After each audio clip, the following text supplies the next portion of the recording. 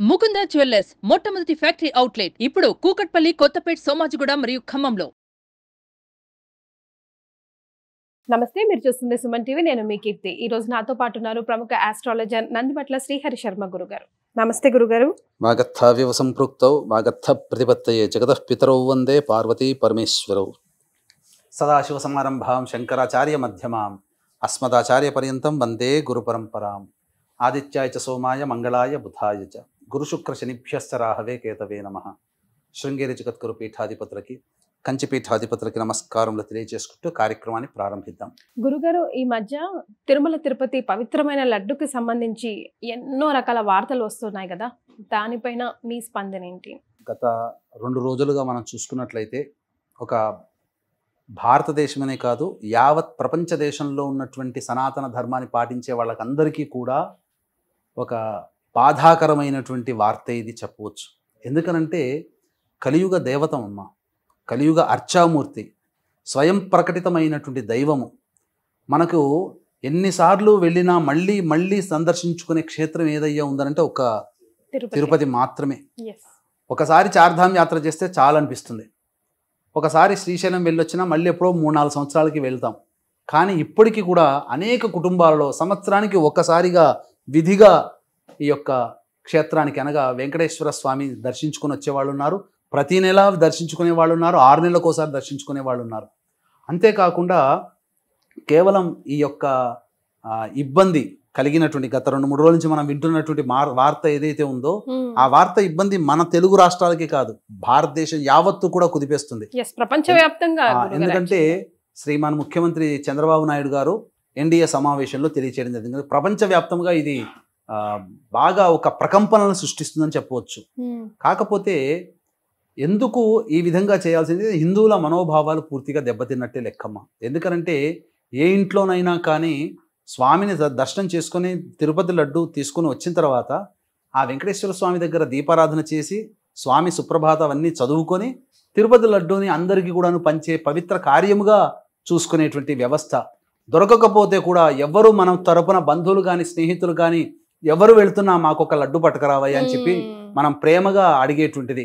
అసలు ఆ సువాసన కానీ ఆ లడ్డూ కానీ అసలు మనము తన్మయత్వంతో ఉండిపోవాల్సింది. ఎందుకంటే అందులో వాడబడేటువంటి ప్రతి వస్తువు కూడాను ఆధ్యాత్మిక దైవిక చింతనకి మారుపేరుగా ఉండేటువంటి వస్తువుల్ని ప్రతిదీ కూడాను కల్తీ లేకుండా గత కొన్ని సంవత్సరాలుగా మనం ఉన్నటువంటి స్థితి నుంచి ఈ రోజున గత కొన్ని సంవత్సరాలుగా ఆ తిరుపతి లడ్డూలో ఏదో జరుగుతుంది, దాని యొక్క ఫ్రాగ్రెన్స్ అంటే దాని యొక్క పవిత్రత ఏదో దెబ్బతింటుంది, ఇదివరకటిలాగా గుమగుమలు లేవు అనే వార్తని తరచూ మనం వింటున్నాం. ఇది ఎక్కడ లోపం జరిగింది, ఏ ప్రభుత్వం అనేది మనకు అప్రస్తుతం.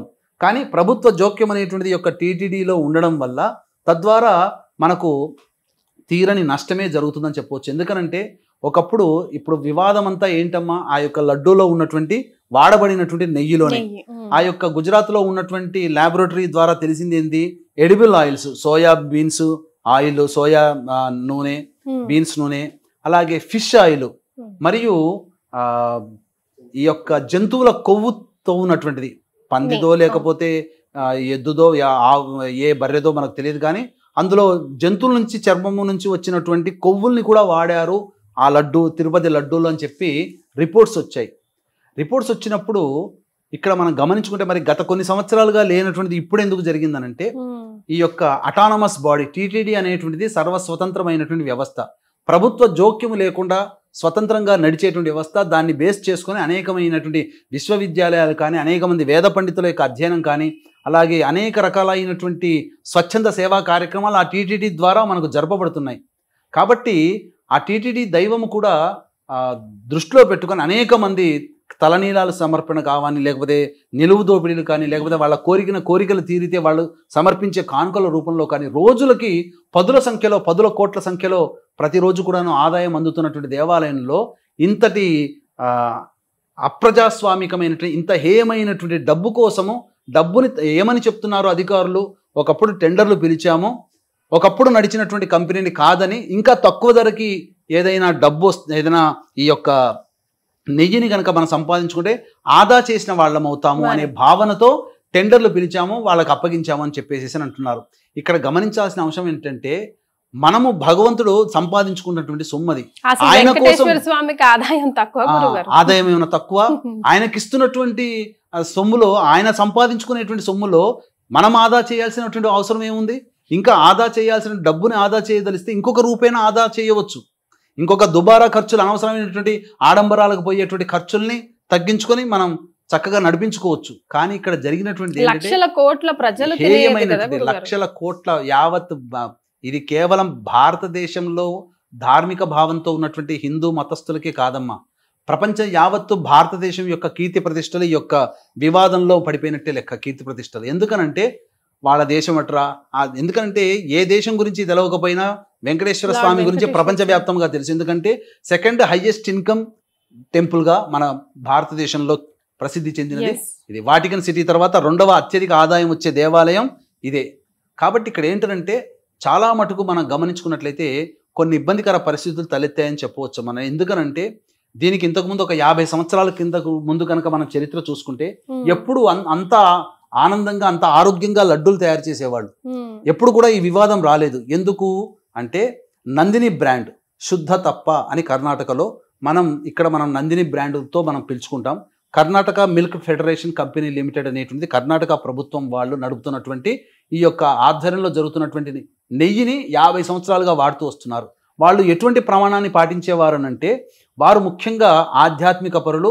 పైగా మనం తయారు చేసేటువంటి నెయ్యి ఏదైతే ఉందో అది దైవ కార్యానికి వినియోగిస్తున్నామని చెప్పి భావన చేసి సాధారణమైనటువంటి రుసువుతో, భక్తి ప్రపత్తులతో, లాభార్జన ధ్యేయంగా కాకుండా ప్రతిరోజు కూడాను అవసరమయ్యేటువంటి నెయ్యిని వాళ్ళు అందించేవాళ్ళు. ప్రతిరోజు కూడాను ఈ తిరుపతి దేవస్థానంలో 15 టన్నుల వరకు కూడా నెయ్యి వినియోగం అవసరం అవుతుంది.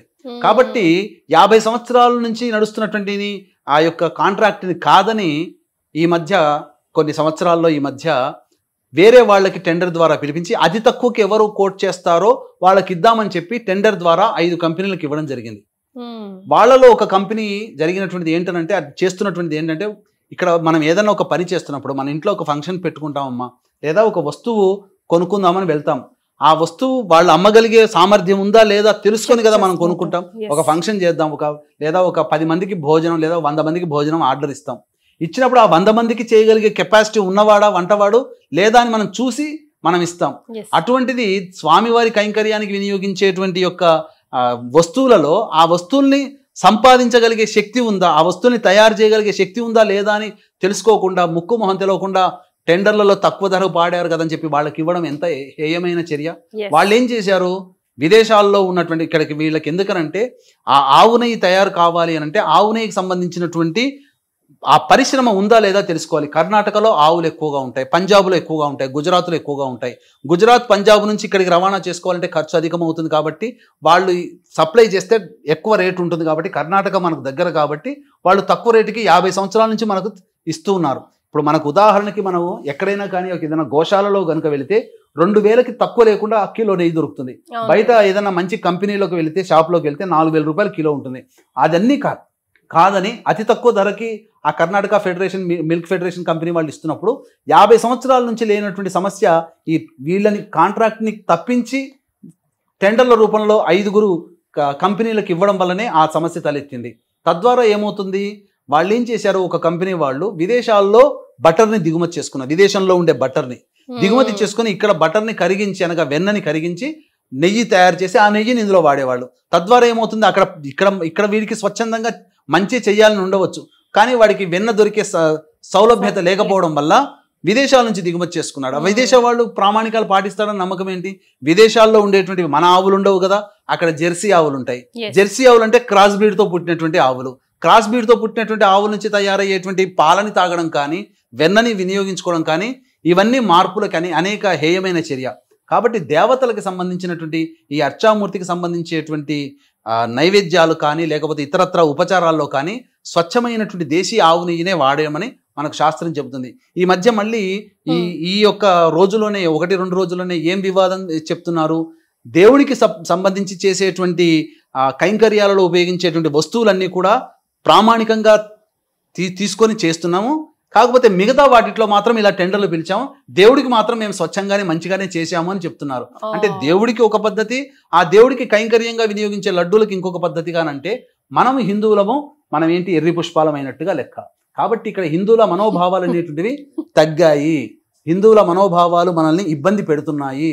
కాబట్టి ఇకనైనా కానీ తగు చర్యలు అనేటువంటి వాళ్ళు ప్రభుత్వ అధికారులు తీసుకోవాలి. ప్రభుత్వంలో పనిచేసేటువంటి వాళ్ళు, ఎందుకనంటే ఆ పనిచేసేటువంటి వ్యక్తులందరూ కూడా హైందవ ధర్మాన్ని యాక్సెప్ట్ చేయగలిగి ఉండి ఆ దేవునికి నమస్కారం చేసుకొని కానీ విధుల్లో జాయిన్ అయ్యేటట్టుగా చూసుకోవాలి. అలాగే పాలక మండలి ఇప్పుడు చూశారనంటే ప్రభుత్వం మారినా ముఖ్యంగా మార్పు చేర్పులు మంత్రులు కేటాయించకుండానే ఫస్ట్ రేస్ మొదలవుతుంది. పాలక మండలిలో బోర్డు మెంబర్లుగా ఎవరని రాజకీయాలు అనేటువంటి వాళ్ళు వెళ్ళిపోతున్నారు. అంటే మంత్రుల శాఖలు ఎవరెవరికి కేటాయించాలో ఆ సందర్భం లేకుండానే ఫస్ట్ దీనికి సంబంధించినటువంటి బోర్డు పాలక చైర్మన్ కానీ మండలిల సభ్యులు కానీ రాజకీయ రంగు పులుకొని వాళ్ళు ఇందులో బోర్డు మెంబర్లుగా చలామణి అయిపోయి వాళ్ళు చెప్పిందే వేదంగా అవుతుంది. కాబట్టి బోర్డు అనేటువంటి ప్రక్షాళన జరగాలి. ముఖ్యంగా ఆధ్యాత్మికవేత్తలు, ధార్మికవేత్తలు మాత్రమే బోర్డు చైర్మన్లుగా ఉండి మెంబర్లు కూడా వాళ్ళుగా ఉన్నట్లయితే భయభక్తులతో దైవం, ఎందుకంటే కలియుగ దైవంతో ఆటలాడకూడదమ్మా. కలియుగ దైవము అనేటువంటిది నిత్యమై సత్యమై అనునిత్యమై మన వెంట ఉన్నటువంటి దైవము వెంకటేశ్వర స్వామి. ప్రతి లెక్క రాసుకునే ఆయన ఈ లెక్క కూడా ఉంటుంది. ఆ లెక్కలు కూడా కొన్ని సంఘటనలు సరిచేశాడు. ఈవోగా పనిచేసినటువంటి ఒక వ్యక్తి తన కొడుకు నిశ్చితార్థం అయిపోగానే ఆ యొక్క దుర్మార్గ కార్యక్రమాల ప్రభావానికి పాల్పడడం వల్ల ఆ వ్యక్తి పెళ్లి నిశ్చితార్థం అయినా పెళ్లి కాకుండానే చనిపోవడం జరిగింది. కాబట్టి ఇవి అనేక సంఘటనలు దైవం ఉంది అని నిరూపించడానికి ఇన్ని దెబ్బలు తగులుతున్నా మళ్ళీ అదే తప్పులు చేయడం అనేటువంటిది హేయమైన చర్య. హిందువుల మనోభావాలు దెబ్బతిన్నవి, ఇందులో ఏమాత్రం సందేహం లేదు. ఇకనైనా కానీ చెడులో మంచి వెతుక్కునే స్వభావం మనకు ఉన్నది కాబట్టి ఈ చెడు అనేటువంటిది అందరినీ ఒకసారి గగుర్పాటు కొలిచింది.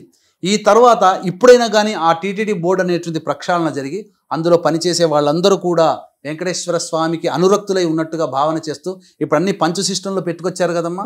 ఈ పంచు సిస్టమ్ రాగానే పంచు పెడుతున్నప్పుడే పైన దేవుడు మన వెంకటేశ్వర స్వామి అలివేలమంగా ఉండాలి. పంచు కొట్టడానికంటే ముందే ఒకసారి ఆ దేవునికి నమస్కారం చేసుకొని పంచు కొట్టి విధుల్లో జాయిన్ అయిపోవాలి. వెనకాల ఆ విధుల్లో జాయిన్ అయ్యే చోట ఎక్కడ కనబడ్డా కానీ అందరికీ కనబడే విధంగా ఆ స్వామి ఫోటో అక్కడ ఉండి తీరాలి. ఆ విధంగా ఉంటేనే, ఎందుకనంటే ఇప్పుడు ఇతర మతస్థులు కూడా ఈ కార్యక్రమాల్లో పనిచేయడం వల్ల వాళ్ళకి మన దైవం పట్ల చులకన చూపుంటుంది. అంటే ఇప్పుడు మీకు ఒక ఉదాహరణ చెప్తానమ్మా. మన ఇంట్లో ఏదైనా ఇబ్బంది వస్తే మన ఇంటికి కానీ రిపేర్ చేసుకుంటే మనం శ్రద్ధతో మనం చేసుకుంటాం. పక్కింటి వాడి ఇంట్లోకి వెళ్ళి వాడింటికి ఏదైనా ఇబ్బంది అయితే ప్లాస్టింగ్ మనమే వేసి, గోడలకి పెయింట్ మనమే వేసి, గేటు పాడైతే గేటును మనమే సరిచేస్తామా? మనకు సంబంధం లేదు, అది పక్కవాడి ఇల్లు. మరి వేరే మతస్థుడికి మన మతంలో ఉన్నటువంటి సంస్థల్లో ఉద్యోగం చేస్తున్నప్పుడు వాడికి సప్లై చేసే వాళ్ళు ఇతరులు అయ్యారనుకో, వాళ్ళు మంచి నాణ్యత కలిగినటువంటిది ఇవ్వాలని రూల్ కాబట్టి వాటికన్ సిటీలో మీరు పోయి ఎవరైనా కానీ ఉద్యోగం చేస్తున్నారా వేరే అదర్ కంట్రీ వాళ్ళు, అదర్ రిలీజియన్ వాళ్ళు వాటికన్ సిటీలో వాళ్ళ చర్చిలో మనం చేయగలుగుతామా? చేయలేము. కాబట్టి ఇక్కడ గమనించాల్సింది ఏంటంటే మన ధార్మిక వ్యవస్థగా ఉన్నప్పుడు ఈ ధార్మికాన్ని ధార్మికంగానే కాపాడేటట్టు ప్రయత్నం ఇక నుంచైనా ఈ చెడు వచ్చింది, ప్రజలందరూ మనోభావాలు దెబ్బతిన్నాయి, వీక్షించేటువంటి హిందువులందరూ కూడా ఏకతాటి నిలబడి ఈ యొక్క సంబంధించినటువంటి దాన్ని ఈ యొక్క టీటీడీలో మన వాళ్లే ఉండేటట్టుగా ప్రయత్నం చేస్తే గనక ఇక పూర్తిగా ప్రక్షాళన అక్కడి నుంచి మొదలవుతుంది. తర్వాత బోర్డు మెంబర్లు వీళ్ళందరూ కూడా ధార్మికవేత్తలు ఉంటే ఖచ్చితంగా ఆ టీటీడీ యొక్క ఔన్నత్యాన్ని, ఉనికిని కాపాడుకున్న వాళ్ళం అవుతామని చెప్పడంలో ఏమాత్రం సందేహం లేదు. 100% గురుగారు, ధన్యవాదాలు. సర్వం శ్రీ ఉమామహేశ్వర పరబ్రహ్మార్పణమస్తు.